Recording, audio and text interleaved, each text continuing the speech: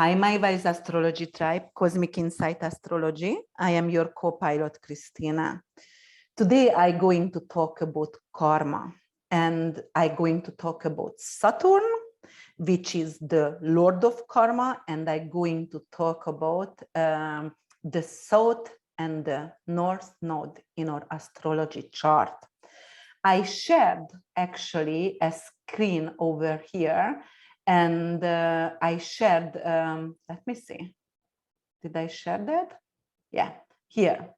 I shared Saturn for you, and you know, like, what is Saturn responsible for? Saturn is the Lord of Karma in our life. Saturn rules actually the 10th house, Capricorn, and also rules the 11th house, the old avatar of the 11th house of Aquarius. Saturn actually is limitation, it's strength, it's stamina in our astrology chart, it's discipline, it's a conservative energy, it's the old energy, it is corruption, it is also government, fear, denial, and responsibility. So it rules boundaries, and it is actually put boundaries between and gives rejection in our life and rules rejection in our life. Saturn is a social planet. Saturn and Jupiter is a social planet in astrology, and it is also Saturn named Chronix in Greek mythology, and Saturn is a Roman god of agriculture. He actually, Chronix was very evil because he had so many children and he ate them all because he didn't want them to become rulers.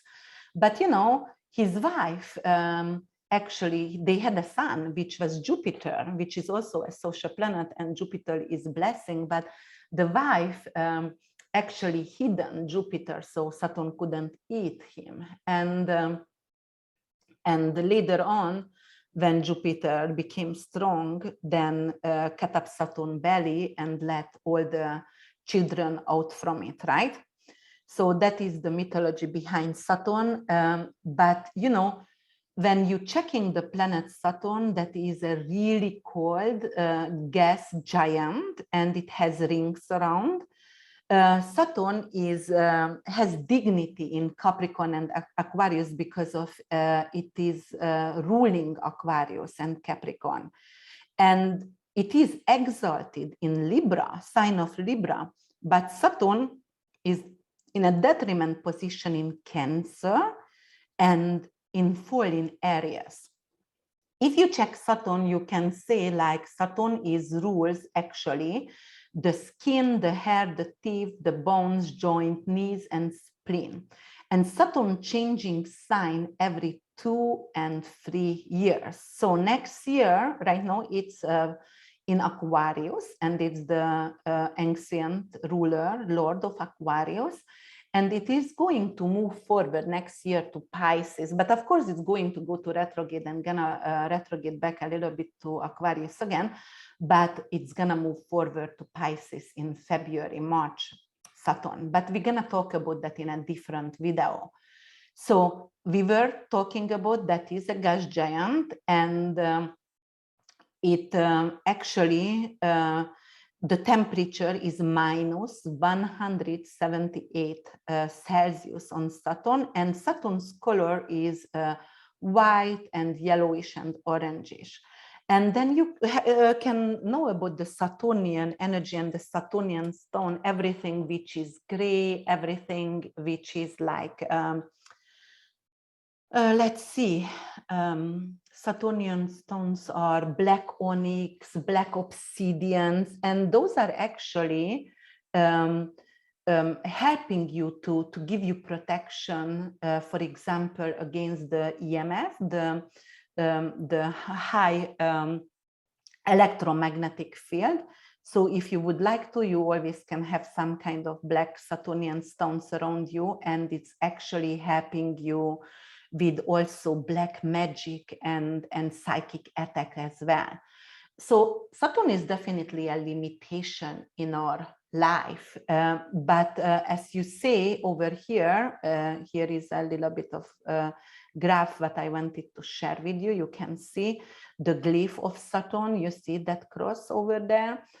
So that's like bearing a cross, like you need to like it's almost like a crucifixion, like you need to work and be disciplined and work very, very hard actually for something in our life. But Saturn is not all bad. Saturn actually, with its responsibility, is capable to create and gift you by end of the cycle. So for example, if it is you worked hard for something, Saturn will make sure you are going to have your gift. You're going to be gifted with something. It's going to leave you with something that you worked hard for. You're going to achieve that in your life. But definitely Saturn is a karmic planet in our astrology chart. And I wanted to tell you, I wrote a little blog over here that I wanted to share, and I wanted to talk about karma. Many times before, rich people thought karma is invented for the unprivileged to keep them in fear, for example. But, you know, every single countries have their saying about karma. Unfortunately, we associate karma with only negative, and we feel it with negative influence and negative terms. But karma is what comes around, goes around. You reap what you sow, action, reaction, right? How many times did we hear that?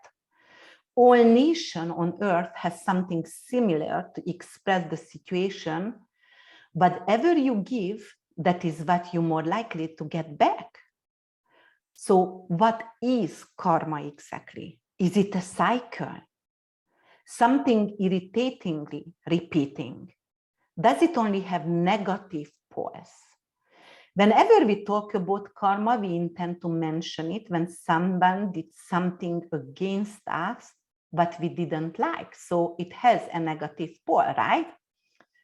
And how does karma work? Do you get it back, everything right now in this lifetime? Or if not, how long do you have to wait to be reborn and pay your karmic debt, your bill?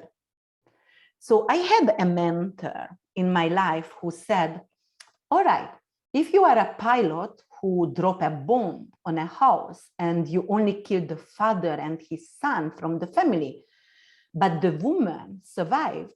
So when you're reborn, once you must die like a father, a young father, once when you like a young child, and once you have to reborn like a woman who is losing a husband and a son. Oh, wow, this is heavy. It was very heavy. And then there was another question I asked, okay, but can we ease our karma? And if yes, how?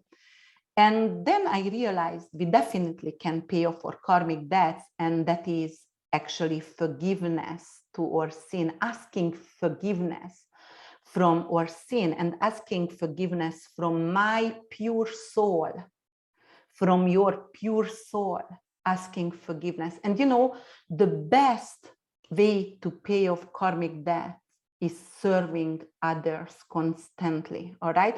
So for example, all right, let's see another karma. Like if I punch someone in the face and that person lost the teeth, all right, if I pay off my karmic debts and I ask for forgiveness, I'm still going to lose a teeth, but I can get it lost with anesthesiology in the hospital or at the dentist, right? Because I kept serving others and I paid for a cause, or I helped people. So I try to nullificate what I have done. But how about murderers, serial killers, massive shooters, rapers? All right, so this is a lot heavier because of, you know, if you did something which has not a major calibrate in this lifetime, but a negative aspect, we all do something, we all hurt others, right? Then it is, all right, you are serving others, you pay for the hungry, or you feed homelesses, or, you know, you help on others, your neighbors, simple as it is.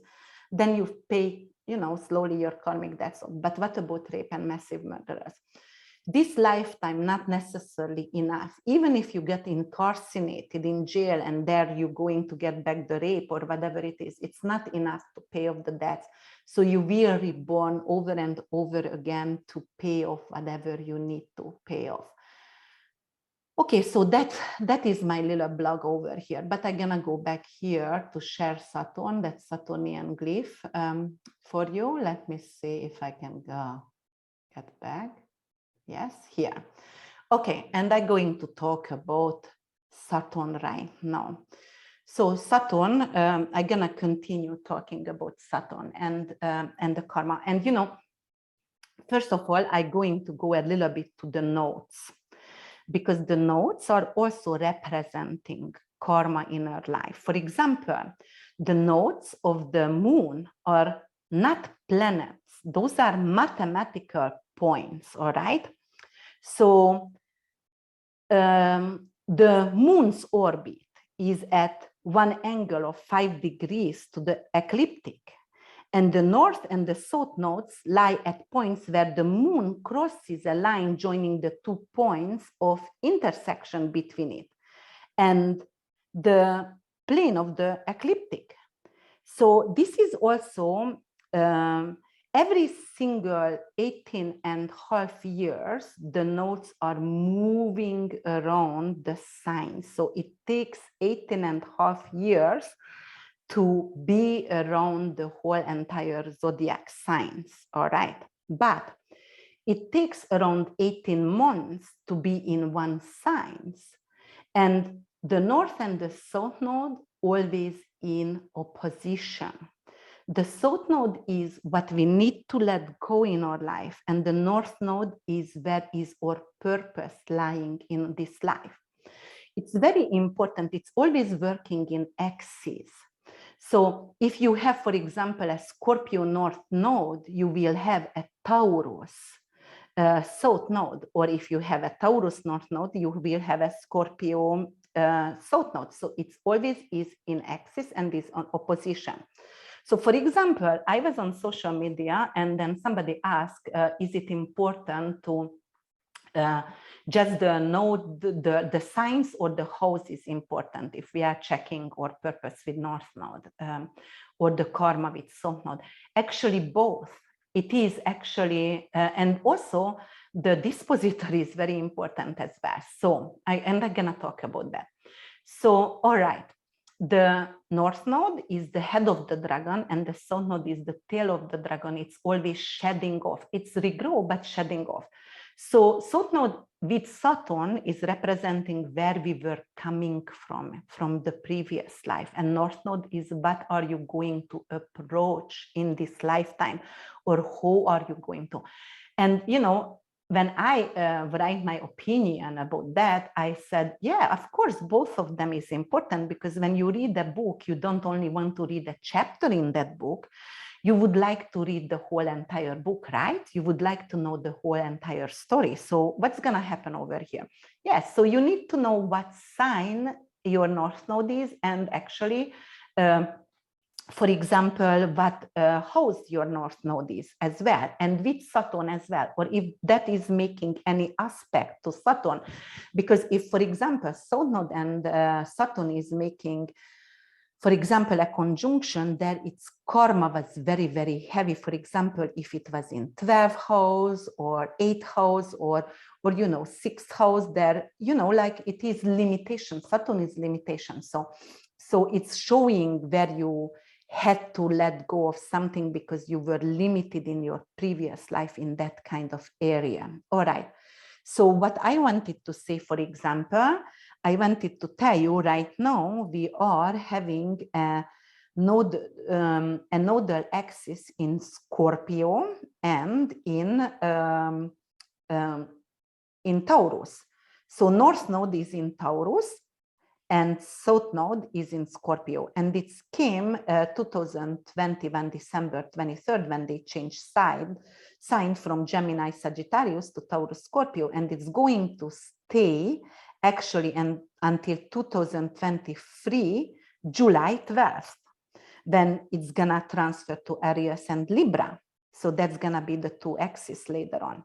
So what do we have to do with this Taurus and Scorpio nodal transit? So that's Taurus rules second house, Scorpio is eighth house. Taurus rules the values and or income or belongings, for example, or taste. You know, the food we eat. And Scorpio is detoxification, defecation, letting go, other people's money, bank, investment. So this is the topic about going to be food.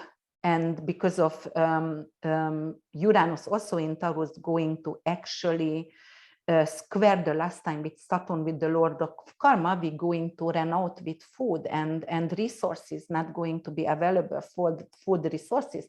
And we will have to find out another way actually to create our food. So, and then Scorpio is bank systems. We're gonna bypass banks, and we most likely with Uranus and Taurus, artificial intelligence, we're gonna go to crypto and or income going to be valued through our knowledge or you know, like some kind of artificial crypto kind of currency going to, and yes, bypass banks. All right, that is just the sidetrack with this kind of nodal returns and the nodal axes here. But I wanted to talk about karma, and I wanted to talk about Saturn a little bit. So for example, I'm going to mention Saturn every single individual sign. So for example, Saturn in first house, it is a limitation of the body. So if you have Saturn in the first house, in this lifetime, you can be, for example, bullied, but you also can have a very long lifetime. But it could be like maybe in your previous life, you had some kind of limitation with your body. So you could be in wheelchair, for example, or you had some kind of disability with movement, with structure. If Saturn is in your 12th house, it could mean like, or in Pisces, it could mean like you had some kind of karmic situation with mental illnesses. You might have been in a mental hospital, locked down, or you've been hospitalized for a long time, or you were incarcerated, because 12th house rules also not just monasteries, but also hospitals and prison as well.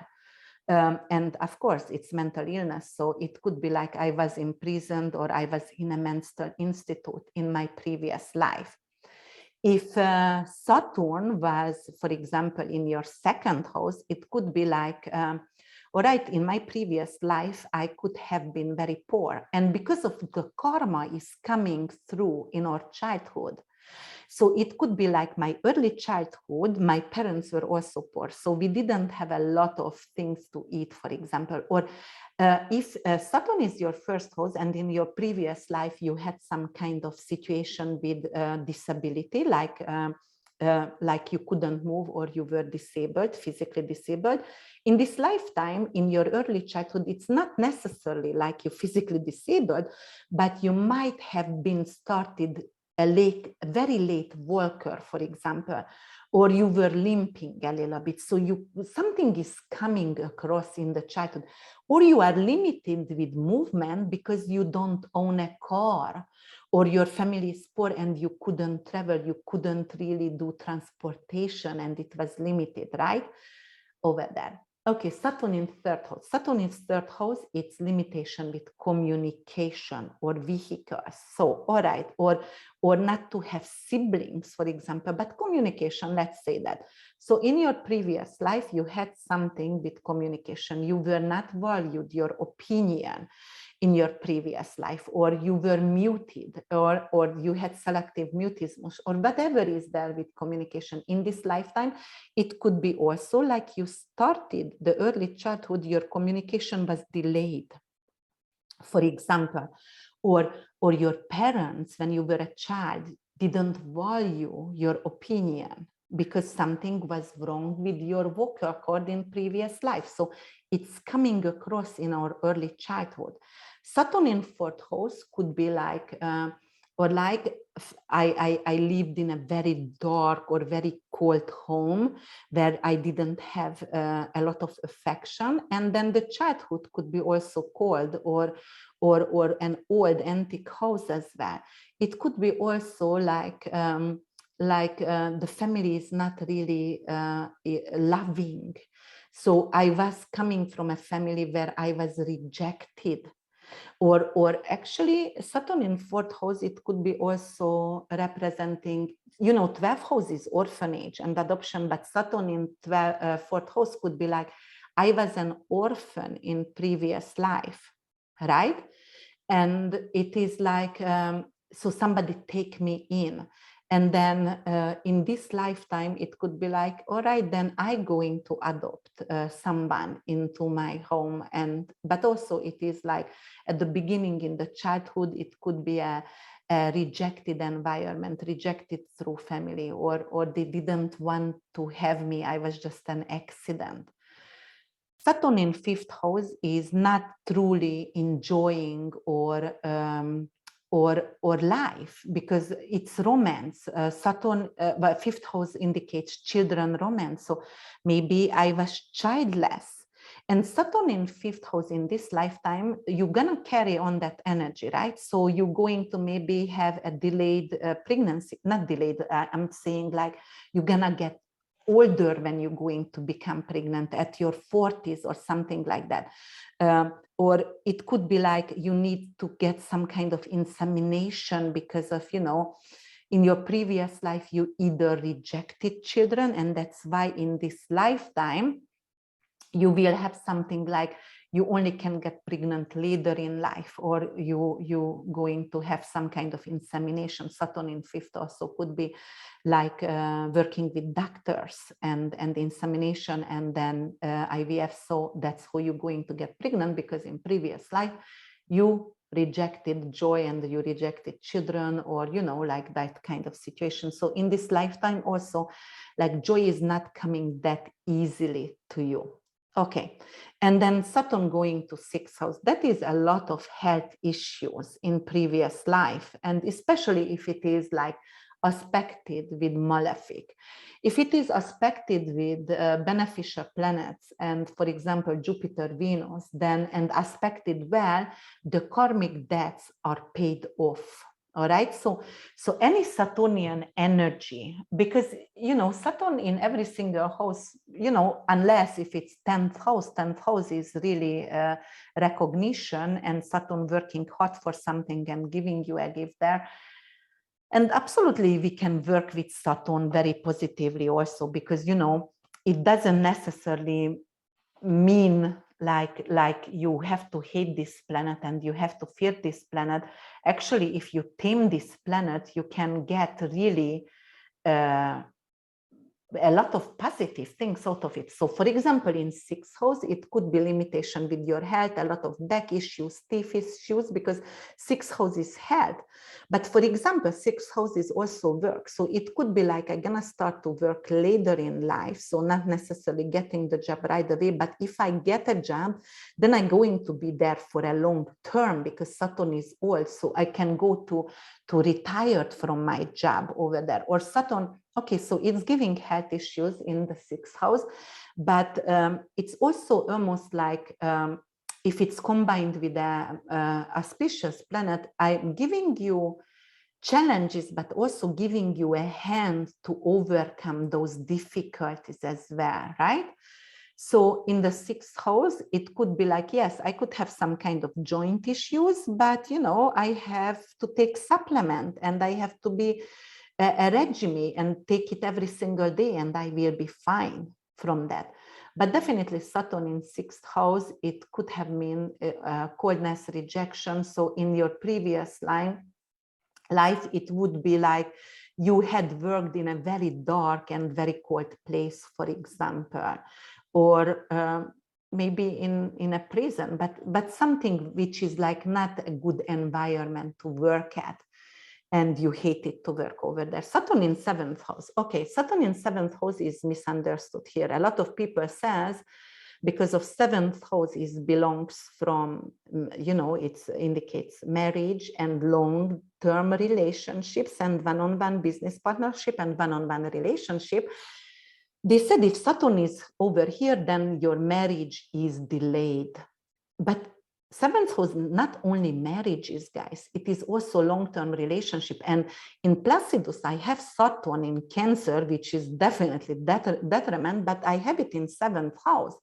And I do have a long-term relationship. We are not married, but we live together and we choose each other's over and over again over 22 years.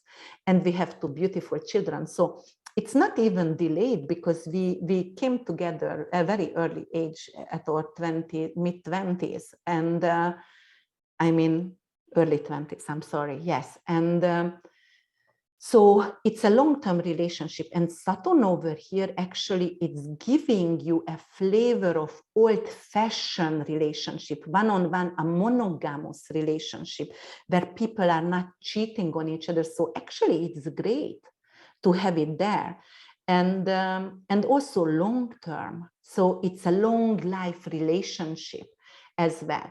But of course, because Saturn is delay, yes, it could indicate like I'm going to find my partner later in ages, but it also can give you an older husband. So most likely your previous partner in your previous life, husband, wife, was maybe significantly older. So that could indicate that. All right, and Saturn in 8th house. Saturn in 8th house, it's a long life, definitely, just like in 1st house as well. Saturn in 8th house also representing karmically, like, for example, you will have to pay off a debt because of your partner is not making as much money as you are. So you're going to be the one who is working harder than your partner. And you are the one who is the breadwinner, breadwinner.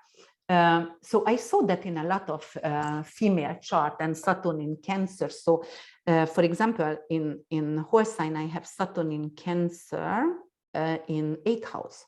So I'm a strict mother. Cancer could be representing, even if it's detriment, it is a mother who is very, very respected in the family because very strict. And then also what you see, you can have 8th house, like you make maybe often more money than your significant other makes. So that could represent that as well, but definitely is paying off a debts for something, because in your previous life, you might not had money, and Saturn in 8th house, it could be like, it's hard for you to ask help from others or yes, because other people's money. So it's hard for you to ask money from others. So you had some kind of karmic issue with owning money in your previous life, and this life, that's why it's hard for you to ask for it. Saturn in 9th house, it's difficulties with traveling, difficulties to see the world, difficulties with higher education. It could be like, because Saturn rules 10th house, and that's prestige, and 9th house is higher education and law. It could be like, for example, you were either an attorney in your previous life, or you've been a judge or something like that. But it could also means like you have died through, like an accident. 9th house is traveling, or in a foreign country, for example. It could also represent like a responsibility. So you are more responsible in this lifetime, because in your previous life you might had Jupiter ruled 9th house. You might been, like careless a little bit. And Saturn coming over here in this lifetime, you need to be more careful and more restricted. So not just go like white ponies and horses around and travel and being careless. Saturn over here, it gives you some kind of limitation. Okay, that's how you're paying off your debts right now. To control you a little bit. And in 10th house, it's definitely Saturn over there, and 11th house, amazing. Why? Because either you can do a humanitarian action in 11th house, or in 10th house, you're going to achieve a very high reputation job in your career. So you're going to approach something which is like in government job or whatever it is, especially if Saturn is going to conjunct with your midheaven, if it's in 10 or 11th house, that's definitely that. Okay, but what else can it be? So it's really good over here in where is ruling the houses, and in Libra as well, you know, like in 7th house or in Libra, because there is exalted over there. And 7th house, long-term marriages, as I said, or you know, like conventional marriages or monogamity, which is a lot of people likes monogam relationships. All right. And 12th house Saturn, as I said before, and I started with it, that is limitation, and it could be like you were imprisoned or in a mental institute in your previous life. And that's going to happen with North Node and South Node as well. South Node is having a flavor of but you have to let go of this life, and North Node is where you have to go for. So check the signs, guys, and check the houses as well. So I'm just going to say a few examples over here. So for example, if you have a Taurus North Node, and if it's happened to be in your 1st house, and the Scorpio South Node is in your 7th house, right? So the axis Taurus Scorpio, and then what is the attention on? In this lifetime, you have to pay attention on yourself, on your ego, or nourish yourself, and everything is about you.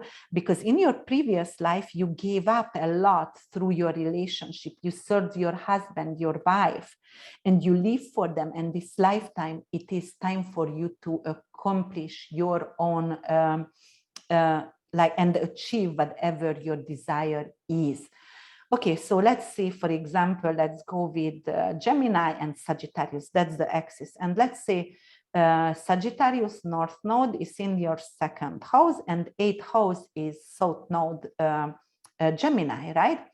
So 2nd house rules your values, your food, your income, your belongings. And Sagittarius is like high education, religion, fame, media. And in the 2nd house, with your values, Sagittarius, it's a free-spirited, for example, journalist, or your values is very free-spirited, and it's very solo person. And for example, South Node is bank and belonging from others. It is like the taboos, death, and everything like that. So South Node in Gemini, it could be like, okay, so Gemini rules communication, siblings. So South Node in 8th house in Gemini could be like losing a sister, brother figure, for example, but it also, and it's karmic, but it also could be like letting go of the fear to, for example, to ask help from others. So it is like, or letting go of depending on a husband money, and then I create it for my own, because North Node in 2nd house, it is like you are capable to create your own money, and you don't have to, for example, depend on your wife or husband income or inheritance, or you don't have to belong on inheritance anymore. Because you are capable to create for yourself. All right, so I think that's only I wanted. Of course, I can go through over the progression Saturn in your progress chart as well, and what does it mean. But actually, you know, like I wanted to talk about this over here.